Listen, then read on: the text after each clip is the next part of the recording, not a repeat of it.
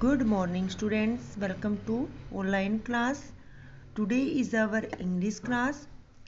So students, English की class में हम करेंगे, सबसे पहले लिखेंगे date 12 April 2021 and then right side लिखेंगे homework.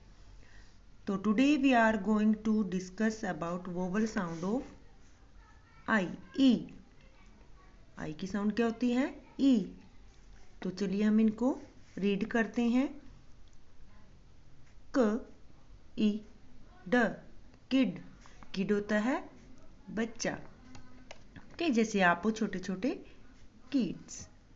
उसके बाद देखिए नेक्स्ट स ई ट सिट. सिट मीन्स बैठना. ज ई प जिप. जिप मीन्स जो चेन होती है उसको हम क्या बोलते हैं? जिप. व ई ग विग. विग होता है जो हमारे बाल होते हैं नकली के, उनको हम बोलते हैं विग. ल ई ड लिड.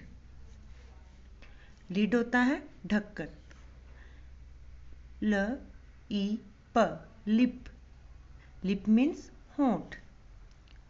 स ई क्ष सिक्स. सिक्स होता है 6, यानी हमारा नंबर्स. ओके स्टूडेंट्स, ये थे हमारे आई साउंड वोवल साउंड हमारे वर्ड.